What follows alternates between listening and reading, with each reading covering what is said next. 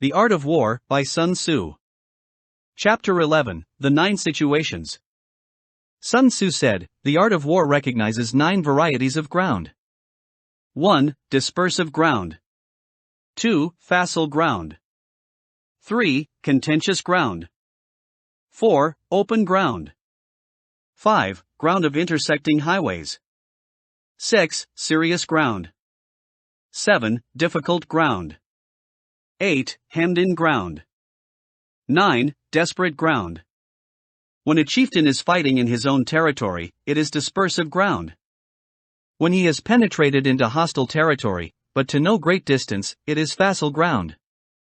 Ground the possession of which imports great advantage to either side, is contentious ground.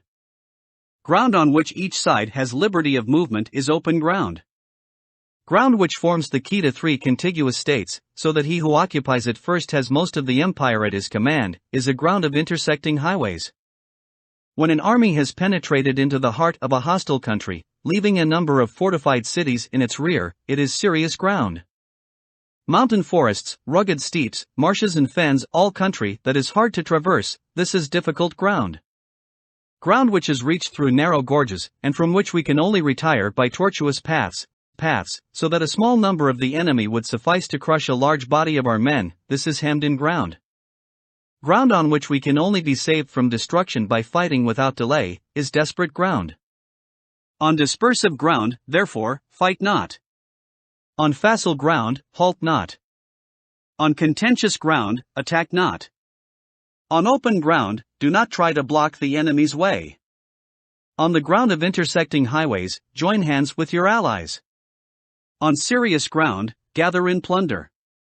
In difficult ground, keep steadily on the march. On hemmed-in ground, resort to stratagem. On desperate ground, fight. Those who were called skillful leaders of old knew how to drive a wedge between the enemy's front and rear, to prevent cooperation between his large and small divisions, to hinder the good troops from rescuing the bad, the officers from rallying their men. When the enemy's men were united, they managed to keep them in disorder. When it was to their advantage, they made a forward move. When otherwise, they stopped still. If asked how to cope with a great host of the enemy in orderly array and on the point of marching to the attack, I should say, begin by seizing something which your opponent holds dear. Then he will be amenable to your will. Rapidity is the essence of war. Take advantage of the enemy's unreadiness, make your way by unexpected routes, and attack unguarded spots. The following are the principles to be observed by an invading force. The further you penetrate into a country, the greater will be the solidarity of your troops, and thus the defenders will not prevail against you. Make forays in fertile country in order to supply your army with food. Carefully study the well-being of your men, and do not overtax them. Concentrate your energy and hoard your strength. Keep your army continually on the move, and devise unfathomable plans. Throw your soldiers into positions whence there is no escape, and they will prefer death to flight. If they will face death, there is nothing they may not achieve. Officers and men alike will put forth their uttermost strength. Soldiers, when in desperate straits, lose the sense of fear. If there is no place of refuge, they will stand firm.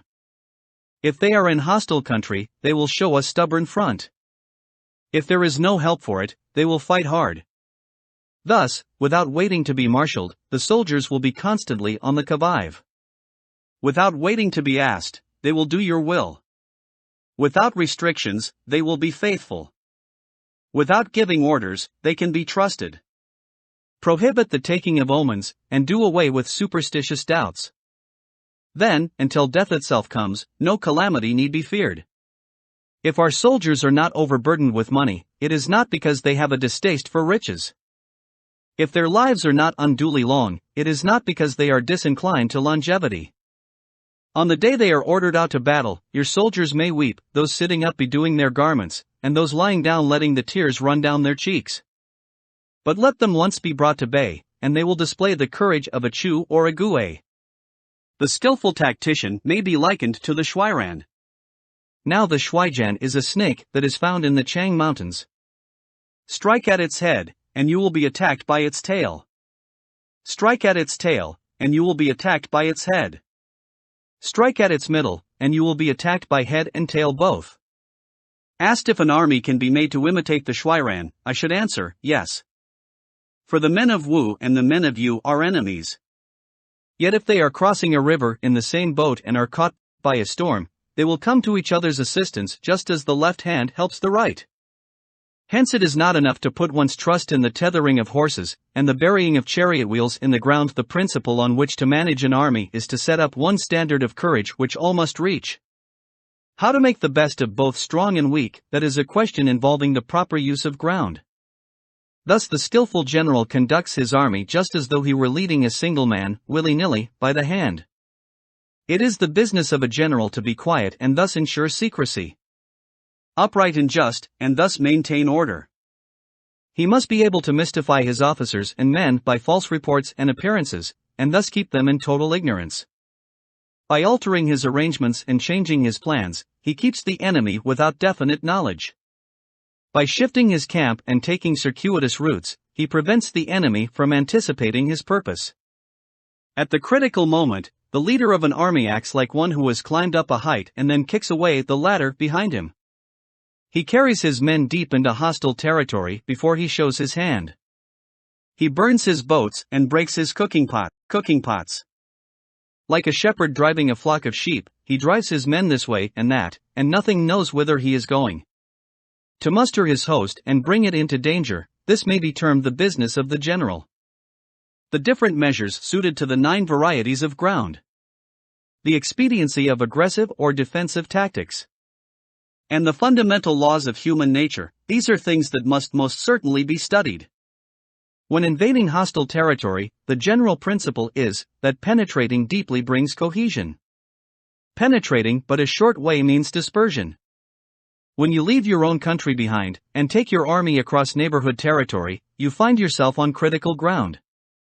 When there are means of communication on all 4 sides, the ground is one of intersecting highways. When you penetrate deeply into a country, it is serious ground. When you penetrate but a little way, it is facile ground. When you have the enemy's strongholds on your rear, and narrow passes in front, it is hemmed-in ground. When there is no place of refuge at all, it is desperate ground. Therefore, on dispersive ground, I would inspire my men with unity of purpose. On facile ground, I would see that there is close connection between all parts of my army.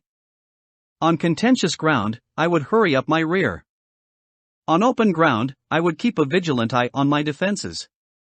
On ground of intersecting highways, I would consolidate my alliances. On serious ground, I would try to ensure a continuous stream of supplies.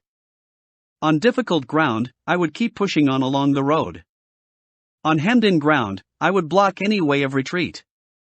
On desperate ground, I would proclaim to my soldiers the hopelessness of saving their lives.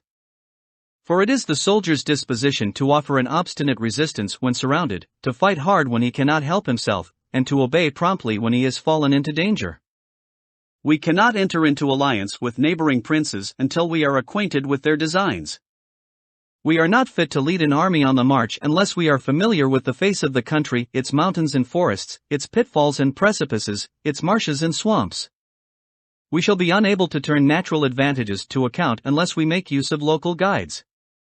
To be ignored of any one of the following 4 or 5 principles does not befit a warlike prince. When a warlike prince attacks a powerful state, his generalship shows itself in preventing the concentration of the enemy's forces. He overawes his opponents, and their allies are prevented from joining against him. Hence he does not strive to ally himself with all and sundry, nor does he foster the power of other states. He carries out his own secret designs, keeping his antagonists in awe. Thus he is able to capture their cities and overthrow their kingdoms. Bestow rewards without regard to rule, issue orders without regard to previous arrangements. And you will be able to handle a whole army as though you had to do with but a single man. Confront your soldiers with the deed itself. Never let them know your design. When the outlook is bright, bring it before their eyes. But tell them nothing when the situation is gloomy. Place your army in deadly peril, and it will survive. Plunge it into desperate straits, and it will come off in safety. For it is precisely when a force has fallen into harm's way that is capable of striking a blow for victory. Success in warfare is gained by carefully accommodating ourselves to the enemy's purpose.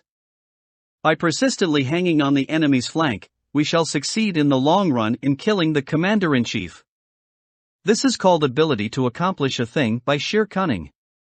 On the day that you take up your command, block the frontier passes, destroy the official tallies, and stop the passage of all emissaries. Be stern in the council chamber, so that you may control the situation. If the enemy leaves a door open, you must rush in. Forestall your opponent by seizing what he holds dear, and subtly contrive to time his arrival on the ground. Walk in the path defined by rule, and accommodate yourself to the enemy until you can fight a decisive battle. At first, then, exhibit the coyness of a maiden, until the enemy gives you an opening. Afterwards emulate the rapidity of a running hare, and it will be too late for the enemy to oppose you.